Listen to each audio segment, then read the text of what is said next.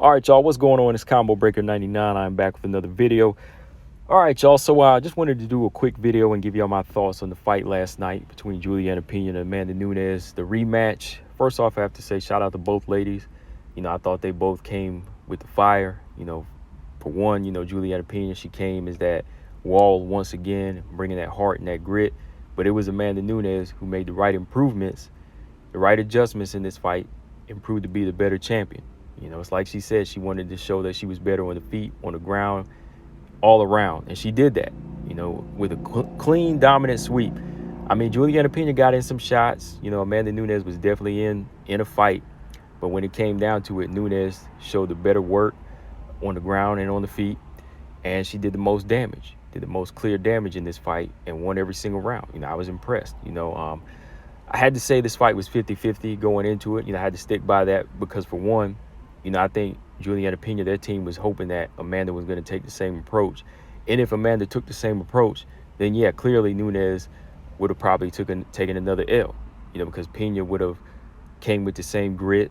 She would have outworked Amanda Nunes, maybe really pushed her over the edge again and try to get a submission win, But Amanda Nunes said, nope, I'm going to erase those excuses from last time. Whatever was the issues last time, we're going to push that to the side. We're going to train right, and we're going to improve. We're going to make some nice changes. And I think that's what it was, with Amanda Nunes. Like I said, I'm not making excuses for her either, because it's on her to make sure she prepares right. But it kind of proves that maybe there were some things going on, like her not training properly the first time, the C19 being an issue. Yeah, you have to factor in those little things like that, because this time around, she really made this fight look one-sided. She really made Julianna Pena look basic at times. Julianna Pena did get in some good shots, but she couldn't even win a round. Like, there were a couple scares here and there, but Amanda Nunes, I think, was just really just testing her out at times.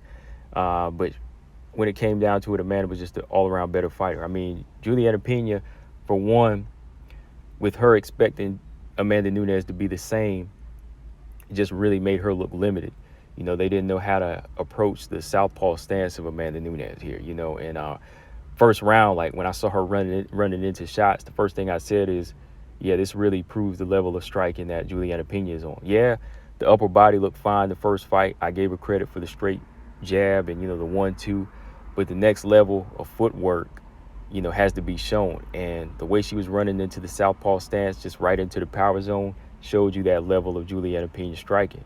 She was running into some big right hands. And when her team told her that you got to just run into these right hands and just eat them like they're Scooby snacks, I was like, okay, what kind of direction is this? I mean, her trainers, they do wonders for her, for the type of person that she is and the type of gritty fighter that she is. But it's all about taking away an opponent's power, taking away their strengths, not taking it head on.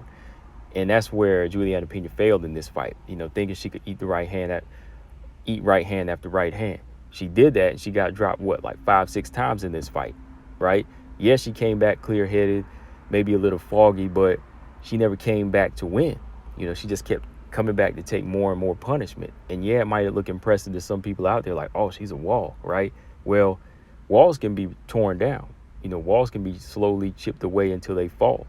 And that's what was going on with Julianna Pena. Like, Julianna Pena in this fight was just taking a lot of unnecessary shots instead of trying to make the adjustments and step into her left to get away from the straight left hand, or trying to take away the right hand of Amanda Nunes. There was really no game plan to take away weapons. It was all about taking the weapons and walking into the fire of Amanda Nunes, constantly getting burned instead of trying to put fires out, right? So that's where Julianna Pena failed. I mean, she passed as far as showing she's a warrior, but as far as showing she's a next level technician or a champion, that's where they failed. Let's be honest, right? There was no changes made in her game plan. She was completely frustrated with the new approach from Amanda. I got to give a lot of credit to Amanda on this one, for just taking the time to be patient and becoming more of a technical striker at times, and, picking her shots wisely and not going into the fire with Pena. I said this in a video before, Amanda, she'll take some chances here and there, but she knows when to fight patient. That's why I kind of thought the first fight she was a little off when she went into the fire with Pena, and that's where she got burnt, you know. So yeah, all around it was a good fight, you know. Amanda Nunes, like I said, proved her level. I think the thing about Julianna Pena is, you know, she has to go back to the drawing board and kind of scrap the mindset of always feeling like she has to take punches and just think that's the only way she can get through a fight is just by breaking fighters' will with her stonewall chin. You know what I mean? And speaking of, you know, having the stone chin, that's only going to last for so long. That's only going to last for so long because when you slowly get hit by these type of punches, especially by somebody like Amanda Nunes, you won't be the same fighter. Just about everybody Amanda Nunes has fought and beat or connected with multiple right hands, they've never been the same fighter. Chris Cyborg is probably the only one that came out the same. And even then, it made her go back to the drawing board and say, okay, we got to be more disciplined with our boxing. We got to change up our levels. We can't fight off emotion, right? So even Chris in that way had to change mentally. But when it comes down to it, there really is no moral victory in MMA or boxing. You know, that's why I'm saying, like, a lot of people say, oh, she's tough, she's tough. Well, you don't get medals for that. I mean, they could possibly make one or give you a BMF belt and just say, oh, you a bad woman. But deep down, we know that the real champion is the one that has the belt and takes less punishment, right? And just speaking of punishment too, you know, Julianna Pena, she may walk through these shots and she may get right back up after a knockdown and may not be on jelly legs, but just imagine like what type of long-term damage could be done here. Like, just imagine what she could have suffered right after this fight. I mean, she could have passed out after this fight for all we know. You know what I mean? Like, she could have a serious concussion that's being talked about behind the scenes right now because she walked through too many shots. And that's the thing. Just because you don't show it or you're not chinny doesn't mean those bricks that Amanda Nunes is hitting you with don't have any effect.